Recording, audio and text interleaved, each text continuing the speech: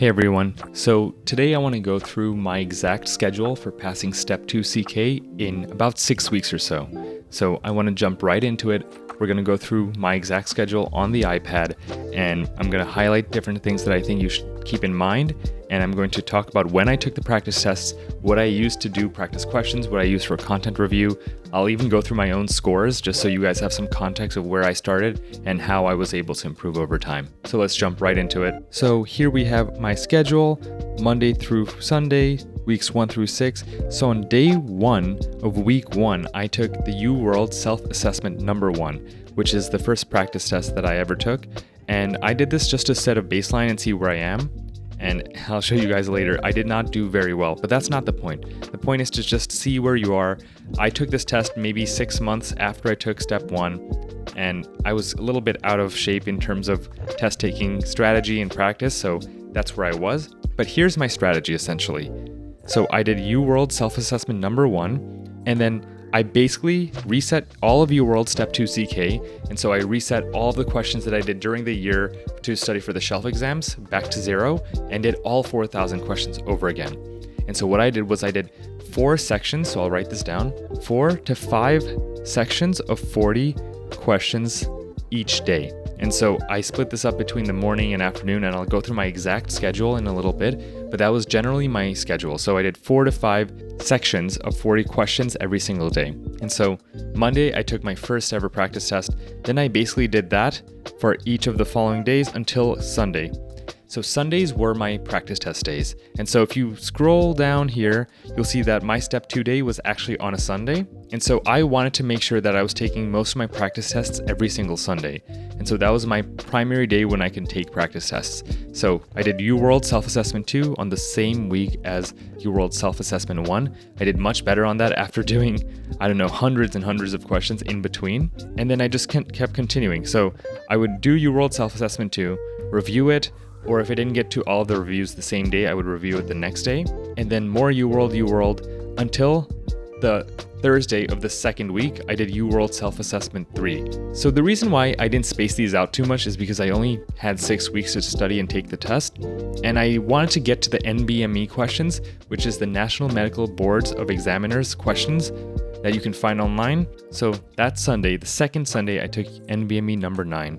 Again, UWorld all the way through the third week. Then I took NBME number 10, and then UWorld until end of week 4. And so by the end of week 4, I was basically done with UWorld. I know it sounds kind of crazy, but I basically finished all 4,000 questions of UWorld in the first 4 weeks. And I honestly think this helped a lot. It was a grind. It was quite difficult to keep my focus. And I honestly was starting to get a little bit burnt out by the end of week 4. But what this gave me a lot of time to do was to focus really heavily on the shelf exams. So I basically redid the NBME shelf exams that I was doing when I was studying for the shelf exams the first time through during my clinical year. And so I'll go through exactly which ones I did, but I did 2 of every subject that I felt was important for me to review. So I didn't do any family medicine and I didn't do any emergency medicine because I think there's a little bit less of that on Step 2 CK. But essentially, I started to do the shelf exams. I went through basically 2 or 3 a day, and I did that up until NBME number 11. I don't remember exactly why I didn't take NBME number 11 on that Sunday. I think I might have just been busy that Sunday for some other reason, but I took it that Monday, reviewed it, took shelf exams, and then week 5 and 6 were really just test-taking practice. Weeks number 1 through 4 were going through all of the content and consolidating the information in my mind. Weeks number 5 and 6 were just about test-taking practice. And so I was basically taking a practice test every day during weeks 5 and 6. So NBME 11, I took 2 shelf exams. NBME 12, 2 shelf exams. NBME 13, 2 shelf exams. Then NBME 14, and then 2 shelf exams. Then on week 6, I did my review questions for all the NBMEs that I maybe didn't get to. And then I did the free 120 questions. So the free 120, there's 3 versions. You can find each of the versions online on Reddit, or if you just look up free 120 2018, there's a free 120 2021 version, and then there's a 2023, the most recent version of the free 120 questions from the NBME themselves. So this is official 120 questions from the NBME. And when we go through my practice test scores later, you'll see that 2018 was honestly the easiest. Then it got a little bit harder in 2021. Then it got significantly harder in 2023. So every year they're making the test a little bit harder because especially now that the test matters a lot more because step 1 is pass fail. It's really important that you guys do each one of these and go over your answers and go over your correct and incorrect answers very carefully. And so that was my schedule. Just to reiterate, weeks 1 through 4 was just a ton of content review, doing a ton of UWorld, and that was the only thing I did. I didn't use Amboss at all. It was mainly just UWorld. Amboss I would use to supplement my information. If I got through something and I was like, I don't remember this at all, then I would look up the Amboss library. But otherwise, I learned everything on UWorld. So I'll make a separate episode on my exact strategy on how I reviewed UWorld and how I used those questions to turn them into Anki cards. But for this video, this was my strategy. Weeks 1 through 4, content. Weeks 5 and 6 was just test taking practice. So now let's talk a little bit about those shelf exams that I was talking about. Online, you'll see them called CMS or Clinical Mastery Series questions. And so these were the numbers that I did. So I did OB-GYN, numbers 8 and 7. I did pediatrics, number 8 and 7. Medicine, number 6 and 5. So these might be a little bit old, but this is just what I found that I was able to do. And honestly, it doesn't matter too much exactly which ones you use, but what matters is that you do OB-GYN, pediatrics, medicine, surgery, and psych at the very least. If you want, you can also do some family medicine. There's very little emergency medicine on Step 2 CK from what I've seen, but family medicine might come in handy actually. So then during weeks 5 and 6, what I did was I went through some of these Amboss topics and did the questions on Amboss. And so this was healthcare systems, infection prevention and control, patient communication, quality and safety, ethics, palliative care, and death. So I did all of the practice questions for these topics, and I found them to be super helpful, especially nowadays, because Step 2 is becoming much more ethics and patient communication, quality improvement. All these topics are becoming very important on the new test. And so I think it's really important that you guys go through these.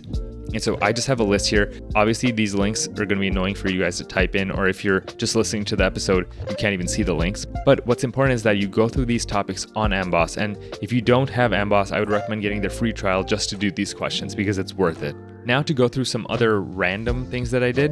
And so I use Divine Intervention, and these are the videos or the episodes that I listened to.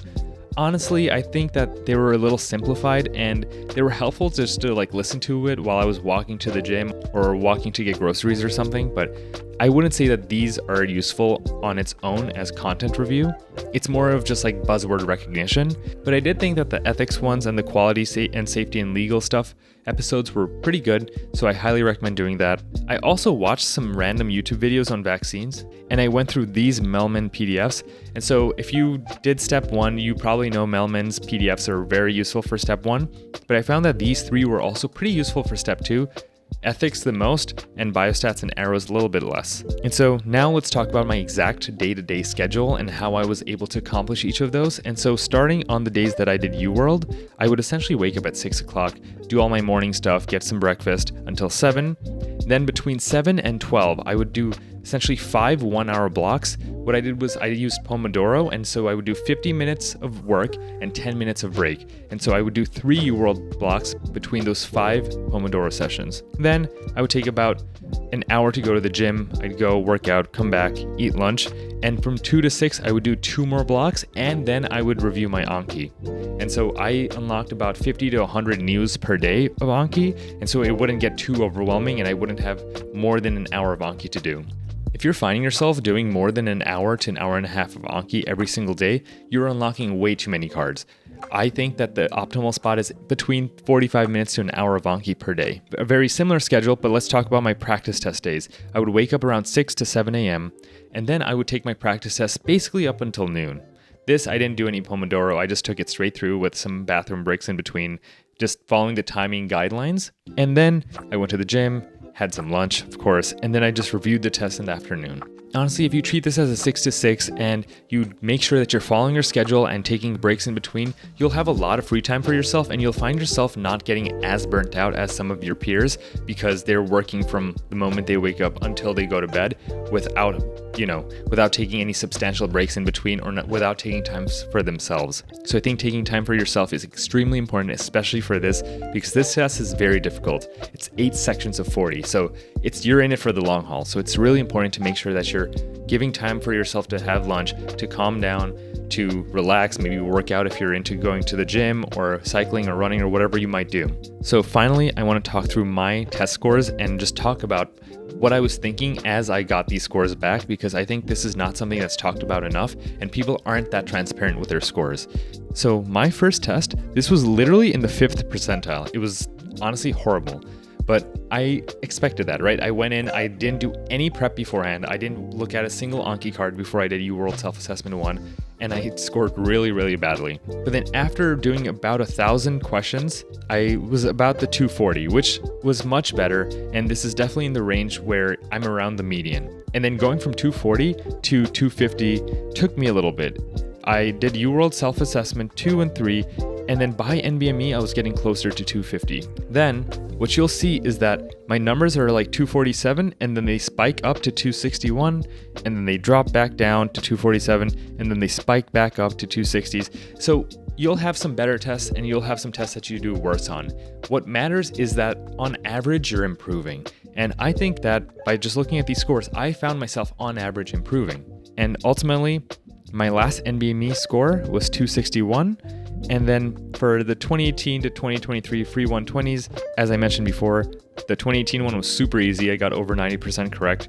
And then the 2023 one was a lot harder and I got 10% less on that. But ultimately, my average was around 260s in the last 3 tests, but my actual step 2 score was 265. And so I think that if you do very well or very consistently on your NBME questions, you can honestly expect to get 5 to 10 points higher on the real test, because from what I understand, the test is curved and it's a little bit different from the grading system of the NBME tests themselves. So that's all I have for today's video. I wanted this to be a quick one, and I wanted this to be more of a reference video that you can go back to if you need it. This is my 6-week schedule for acing Step 2 CK.